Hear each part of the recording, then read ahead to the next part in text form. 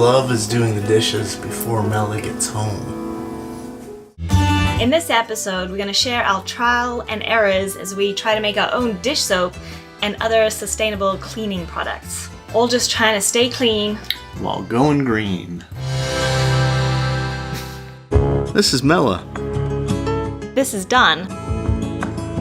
and we're sharing our experience as we reduce our waste Create a more sustainable lifestyle. and reinvent our habitat.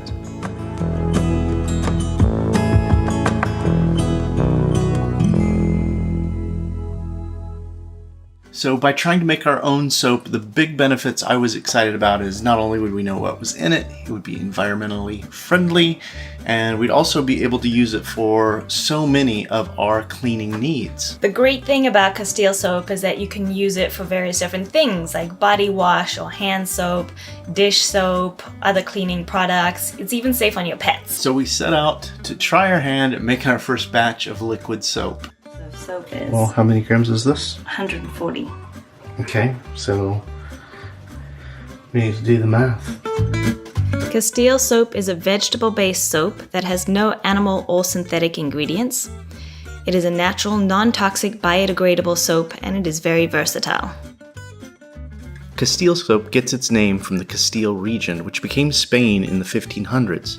At that time, the soap was mostly made from olive oils, which are abundant in the Mediterranean. Fast forward to 2019, and Castile soap is now made with coconut, castor, avocado, walnut, almond, and hemp oils. Now, Dr. Bronner's does make a Castile liquid soap, and we've used that sometimes. It does come in a recycled plastic bottle, but this bar soap comes in a simple paper wrapper. One of our concerns was that the dish soaps we've been purchasing all say antibacterial on them. So would this liquid soap we're making really clean our dishes? According to the CDC, antibacterial soaps are no more effective than regular soaps for killing disease-causing germs. Regular soaps tend to be less expensive than antibacterial soaps and hand sanitizers, and regular soap won't kill healthy bacteria on the skin surface. Most antibacterial soaps use chloroxylenol? Chloroxylenol. Chloroxylenols.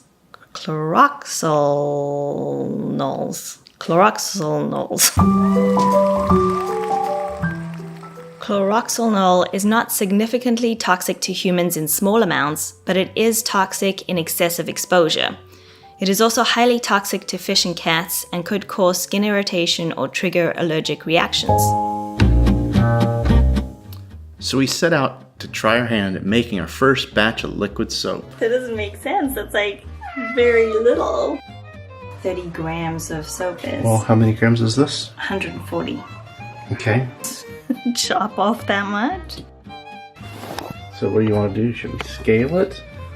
Should we change the recipe? No. Should we change the recipe to make more? I'm gonna make this whole bar of soap into liquid soap. This way is better. Looks like hard work.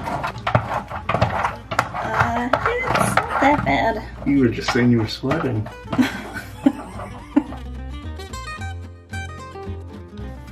$2,760 milliliters, which, according to my calculation, is about 5.5 cups of water. Well, I have milliliters on here, so I'll just go with milliliters.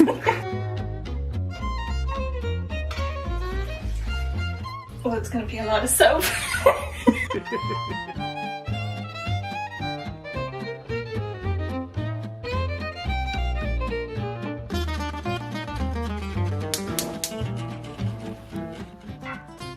Bring it to boil. What's the next part? We wait for it to be boiling. Alright, now we put the soap flakes in. Stir them up. Let them melt.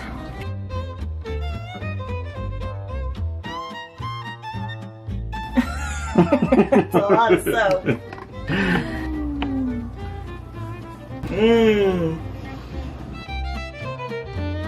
Wait till the temperature is below 100 degrees to add essential oils. We let it cool a little bit so it's not boiling hot, and then we're going to put the baking soda and the essential oils in. You can use any essential oils you like, but we chose tea tree oil for its disinfectant properties and bergamot, just because we like the smell. And then we're going to leave it overnight to completely cool down. Cover and leave it to cool completely overnight.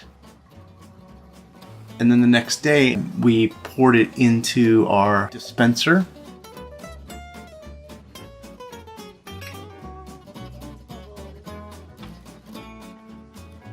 And all the extra soap we put into little storage containers. For our first time making liquid dish soap, it came out okay.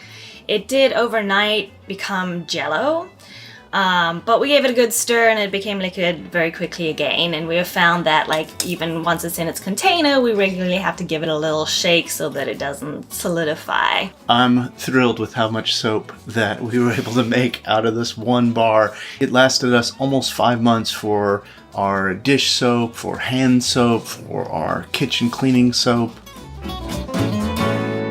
Since we were making our own liquid soap, we had to find a good soap dispenser. Mela found this mason jar soap dispenser. It uses a standard mason jar size with a metal pump. There's a little bit of plastic in it, but it seems like it's the most sustainable option that we were able to find. Now, I can't count how many of these cleaning sponges I've used over my lifetime, all now sadly sitting somewhere in a landfill. I was thrilled that Mela was able to find us a sustainable and biodegradable dish scrubber. It's made out of beechwood for the handle, and then it's got its own brush made out of Tampico bristles. They're pretty stiff, they're good at scrubbing, and this whole head section comes off. It's biodegradable, compostable, and you can get replacement heads for it.